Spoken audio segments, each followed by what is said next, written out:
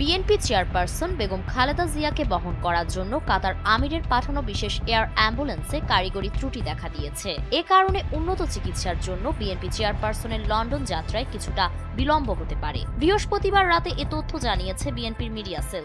এর আগে দুপুরে রাজধানীর এভার কেয়ার হাসপাতালের সামনে এক সংবাদ সম্মেলনে চিকিৎসার জন্য খালেদা জিয়াকে লন্ডনে নেওয়ার সিদ্ধান্তের কথা জানান তার ব্যক্তিগত চিকিৎসকদের অন্যতম এবং দলের স্থায়ী কমিটির সদস্য এজেড জাহিদ হোসেন। সংবাদ সম্মেলনে তিনি জানান, মেডিকেল বোর্ডের সিদ্ধান্তে বৃহস্পতিবার মধ্যরাতে অথবা শুক্রবার সকালে এয়ার অ্যাম্বুলেন্সে করে লন্ডনে নেওয়া হবে বিএনপি চেয়ারপারসনকে। কাতারের রয়্যাল এয়ার অ্যাম্বুলেন্সে তার সঙ্গে সার্বক্ষণিক চিকিৎসার জন্য থাকবেন বিশেষজ্ঞ চিকিৎসক সহ 14 জনের একটি দল। ইতোমধ্যে সরকারের আনুষ্ঠানিক অনুরোধে খালেদা জিয়ার জন্য রয়্যাল এয়ার অ্যাম্বুলেন্স পাঠাতেও সম্মতি জানিয়েছে কাতার। সেই সঙ্গে দেশটির আমিরও সর্বোচ্চ সহযোগিতার আশ্বাস দিয়েছেন। এদিকে লন্ডন সময় বৃহস্পতিবার সন্ধ্যা 6:30টায় ঢাকার উদ্দেশ্যে রওনা হওয়ার কথা রয়েছে বিএনপির ভারপ্রাপ্ত চেয়ারম্যান তারেক রহমানের স্ত্রী ডাক্তার জুবাইদা রহমানের। বাংলাদেশ সময় শুক্রবার সকাল 9:30টায় ঢাকায় পৌঁছানোর কথা রয়েছে তার। ফলে সব মিলিয়ে বিএনপি চেয়ারপারসনের লন্ডন যাত্রা শুক্রবার সকাল 10টা পেরিয়ে যেতে পারে।